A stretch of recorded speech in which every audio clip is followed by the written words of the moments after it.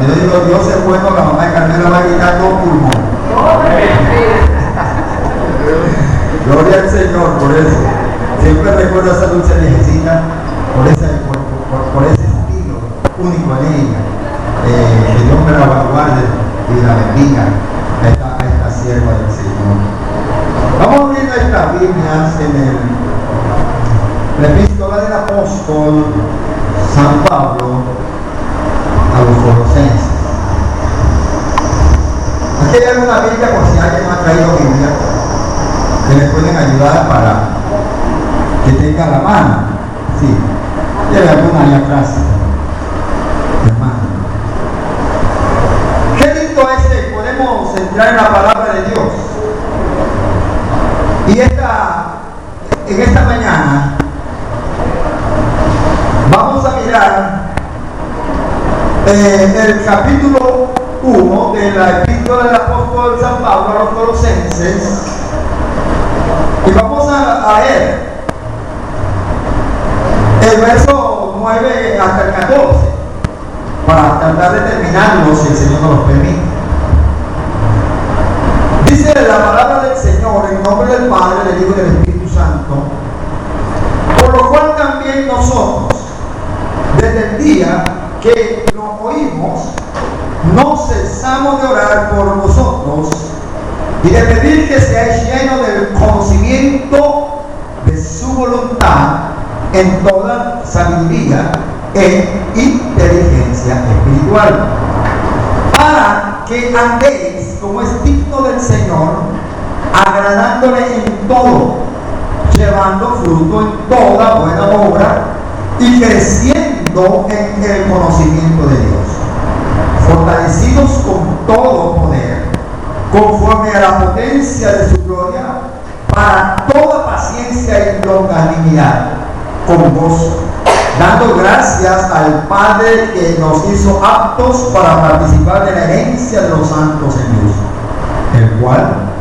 nos ha librado de la potestad de las tinieblas y trasladado al reino de su amado Hijo, en quien tenemos redención por su sangre, el perdón de pecados.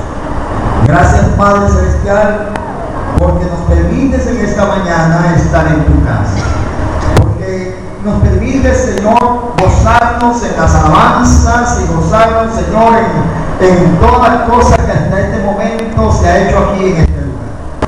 Gracias, Padre Celestial, por tu Espíritu Santo. Gracias por la magnífica obra redentora de tu Hijo Jesús.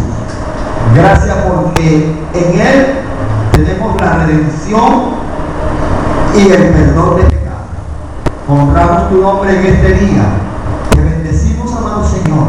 Que tu Espíritu Santo sea con nosotros ahora.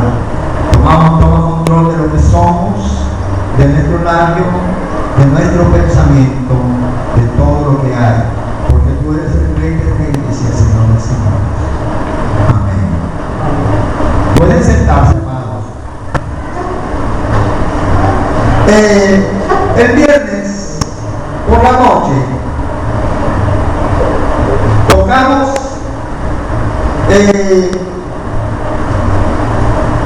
un pasaje de la palabra de Dios, y tocamos el capítulo 1, verso 9, verso 10, y hablamos algunas cosas importantes por las cuales el apóstol Pablo está escribiéndole a los hermanos en Colosas.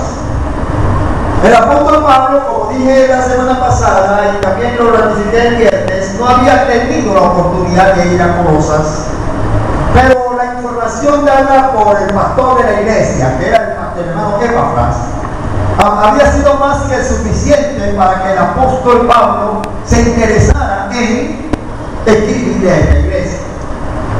La iglesia de Colosas era una iglesia bastante espiritual, una iglesia que estaba caminando bajo los lineamientos de la palabra de Dios, y eso es importante. Sin embargo, se estaba enfrentando la iglesia a ciertas situaciones que atentaban y y que trataban de minar la integridad de la iglesia en el sentido espiritual. Algunas corrientes que ya lo vimos, como el gnosticismo y también en cierta forma el secularismo y otras tendencias, estaban tratando de minar la enseñanza, la vida espiritual de la iglesia.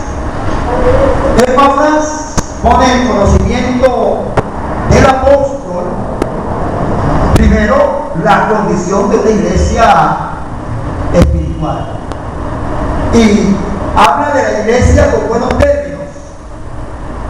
Es importante porque él no aborda inmediatamente la situación, pero en el devenir de su conversación o de su visita al apóstol le tiene que contar todo el interés que está pasando en la iglesia.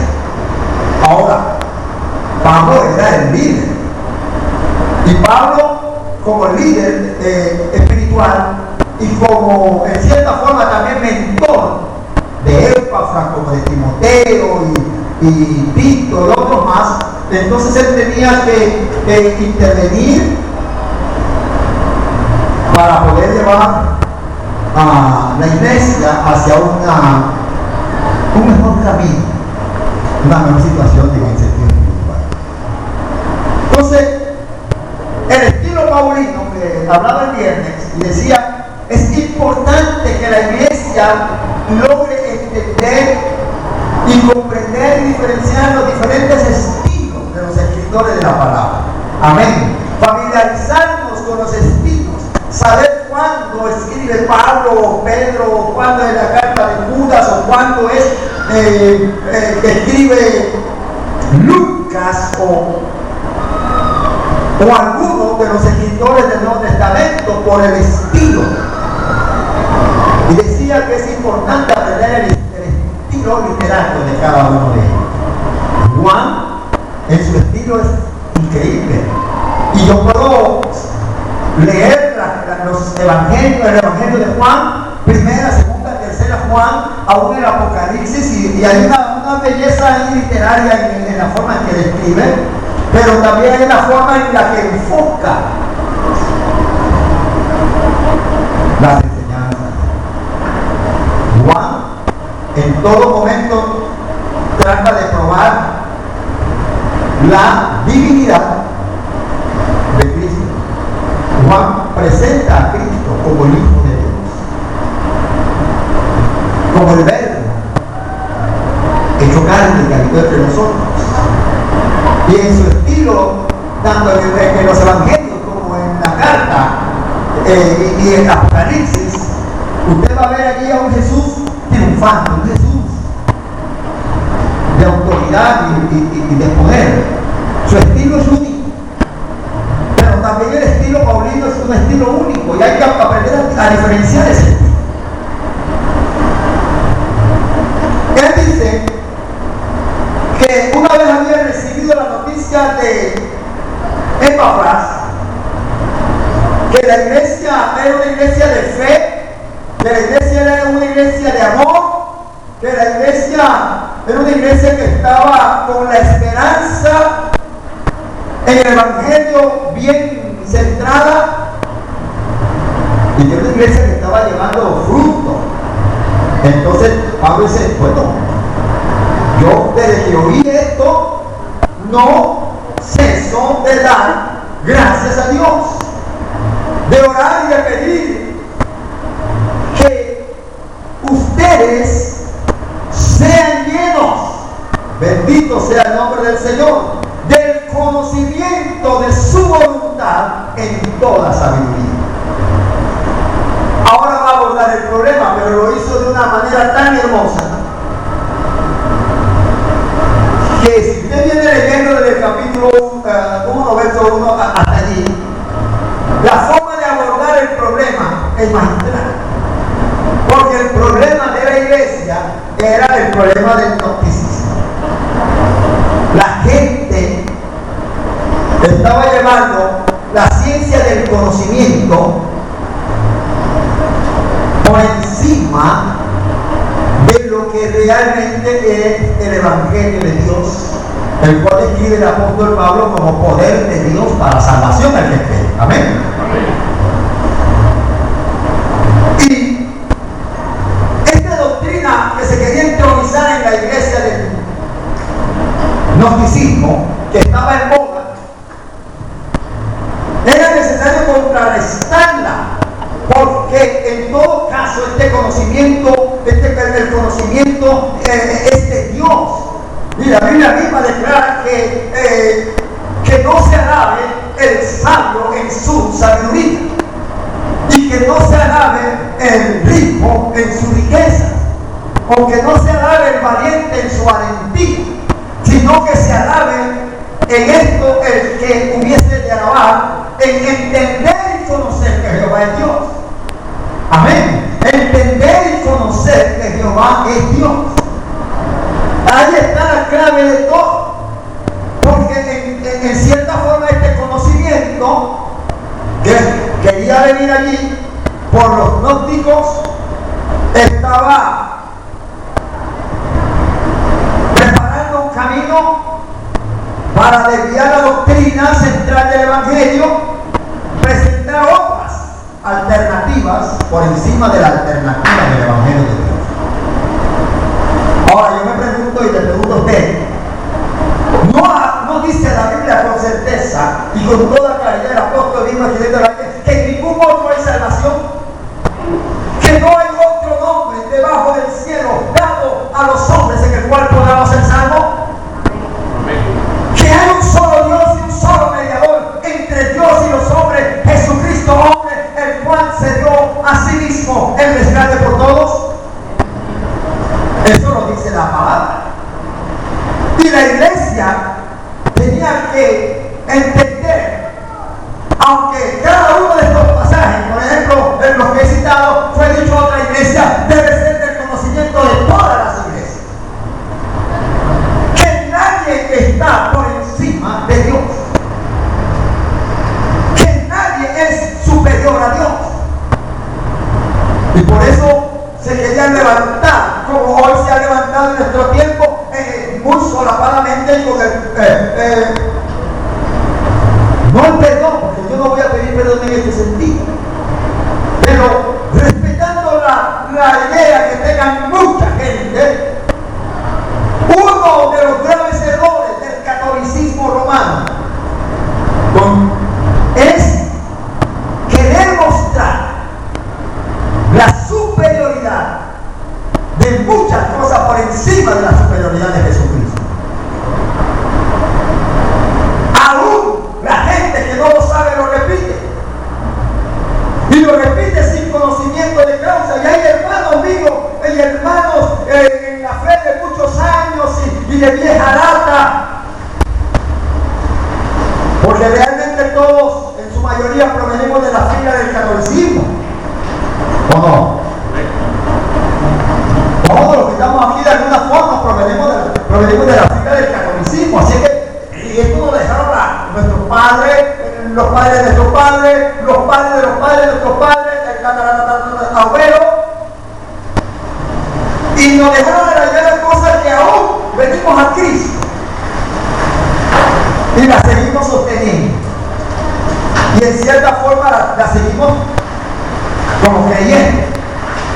Y cuesta erradicarla. Reconocemos que el Evangelio es el poder de Dios para salvación.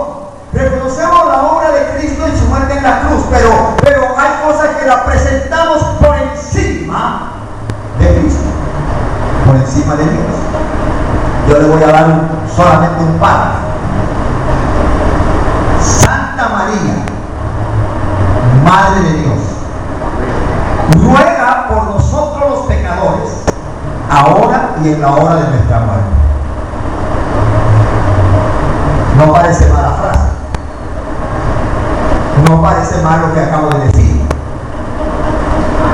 Y si hay alguna persona que nos visite esta mañana que todavía es católico, le pido sepa entender, pero tengo que ser honesto. ser claro. Primero, María no es madre de Dios. El gnosticismo quería poner las ciencias del conocimiento y otras cosas por encima de Dios. Y hay enseñanzas que se están tratando por años de imponer y hasta ser impuestos, por así decirlo. Y la gente lo ha aceptado. Entonces la marionatría, que sería el nombre correcto, está por encima, en cierta forma, del Evangelio de Dios del poder. ¿Por qué? Primero, si yo digo que María es la madre de Dios, ¿dónde dejo la eternidad de Dios?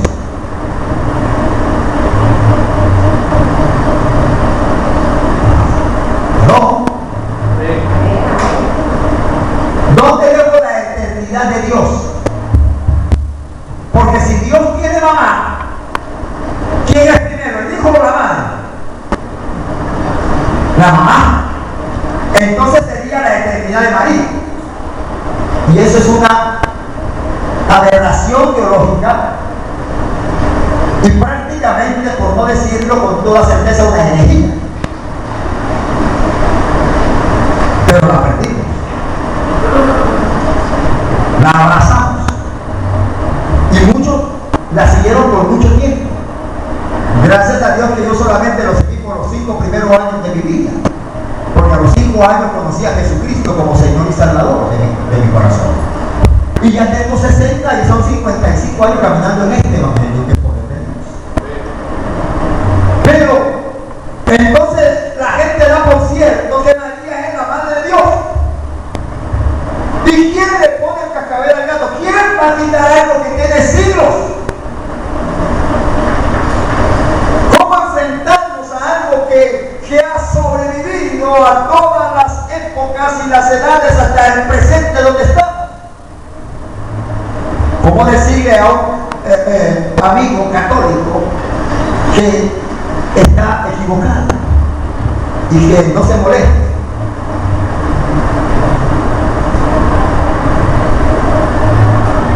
Puede ser gente muy buena, lleno de amor, lleno de buena disposición, porque yo no voy a mentir, hay personas católicas 10,000 veces mejor que cualquier evangélico.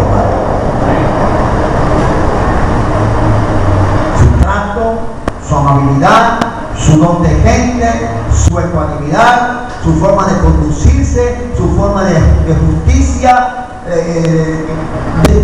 Yo puedo alabar un montón de virtudes de gentes que se portan mejor que cualquier evangelio. Entre todos se portan mucho mejor que cualquier evangelio. ¿Y dónde está el evangelio? ¿Cómo reacciona el evangelio?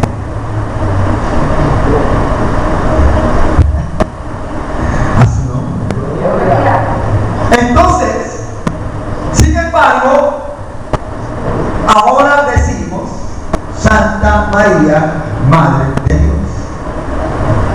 La eternidad de Dios queda reducida. Porque hay alguien que es superior. Y es la madre. Yo podía ser todo el pastor y todos los años de ministerio que tenía. Pero cuando venía a la casa de mamá, doña Juanita era superior a mí, por razón de ser mi madre. Y yo tenía que estar subordinado a cualquier orden que ella me diera.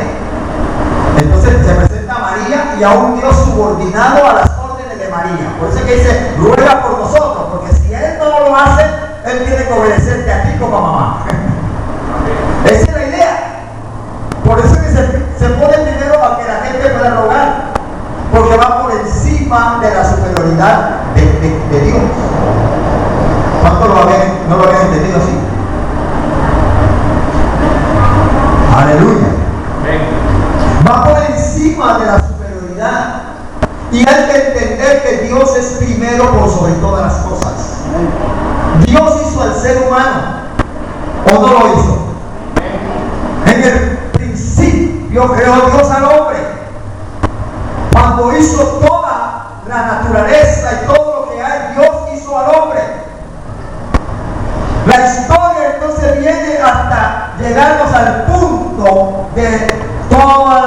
la historia de la Biblia, el nacimiento mismo de María y el nacimiento mismo de José, que fueron, no voy a negarlo, gentes piadosas, de buen testimonio, de buena manera de vivir. Tampoco yo permito que alguien en la iglesia me hable mal de María. Y estoy en contra de pastores y de personas que no reconocen el papel importantísimo de esta noble mujer dentro de la Sagrada Escritura. Amén. No, usted nunca, hermano, hable despectivamente de María, y en mi presencia menos. Porque el que yo escuche que hable mal de María delante de mi presencia está en serio problema conmigo. Porque la Biblia dice que de esta mujer se le dirá de aquí en adelante bienaventurada, dichosa entre todas las mujeres. Amén. Y que de ella se hablaría siempre. Pero fue escogida para un plan. Amén. Y en ese plan que Dios utilizó a María, a lo largo del camino para cumplir su plan, Dios utilizó también a otras personas. Por ejemplo, ¿de dónde viene el linaje de David? David viene de una mujer llamada Ruth, que era moabita, que no era ni siquiera judía, que no era de la descendencia del pueblo de Israel, pero una muchacha que en una situación de dificultad dijo: tu pueblo será mi pueblo, tu Dios será mi Dios. Y se acoge bajo el amparo de Dios, y Dios la utiliza, y ella es la madre de un hombre llamado Obed, que a su vez engendró a Isaí, que a su vez engendró a David, y del linaje de David para abajo viene el Mesías. En las diferentes épocas Dios utilizó asuntos de milagros, como lo hemos visto, pero no implica que los seres utilizados para el milagro lleguen a adquirir una superioridad por encima de todos los demás. ¿Cuánto me están entendiendo? Porque hubieron situaciones milagrosas. Yo lo mencioné aquí la semana pasada. El nacimiento de Isaac, heredero de la promesa, viene de una situación milagrosa, de una mujer estéril llamada Sara, que teniendo la edad de casi 90 y pico de años, da a luz un hijo con un hombre que tiene 100. Ese es un milagro. Pero también hablé del nacimiento de Samuel, que viene de un milagro de una mujer estéril llamada Ana. Y siempre está orando: dame un hijo, y Dios le da un hijo. Y le pone Samuel. Amén. Y luego vamos al Nuevo Testamento, y también hay un milagro extraordinario allí.